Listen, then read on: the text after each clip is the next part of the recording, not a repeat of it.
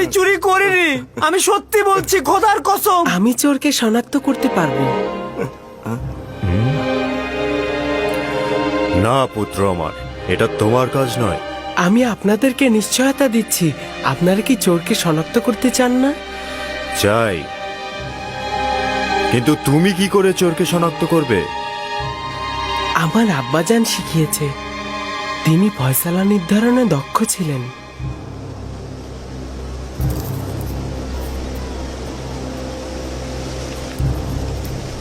নিশ্চয়তা দিচ্ছ? জি জনাব হানিফার, চাইলে পরীক্ষা করুন। খুবই ভালো।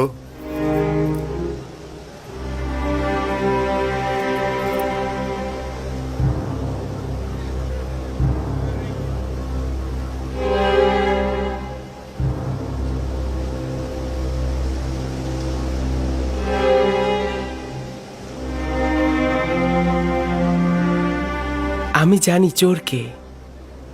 আমি আশা করছি সে নিজে থেকে দোষ স্বীকার করে তার শাস্তি কমিয়ে নেবে।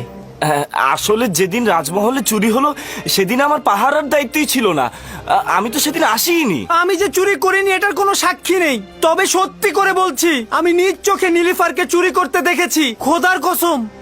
আমি গুনাহগার ব্যক্তিকে শনাক্ত করতে সক্ষম হয়েছি, আর কিছুক্ষণের মধ্যেই আমি তা প্রমাণ করে দেব।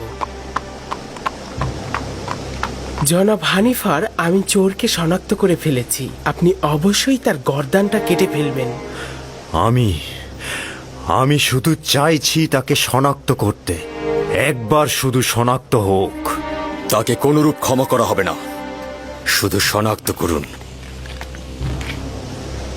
জনাব রুদামুন, এই দুজনকেই বাগিচার কাছে নতজানু করা হোক।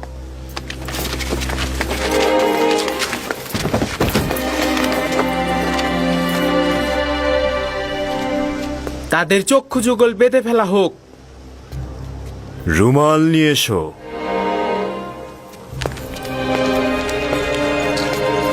তার হাত বেঁধে ফেলো।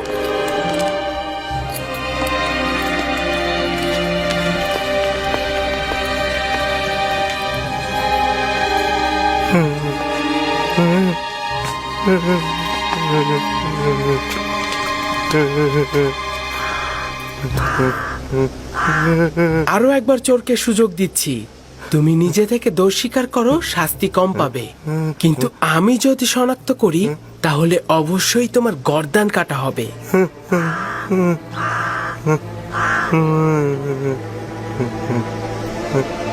সেই চোর আপনার তরবারি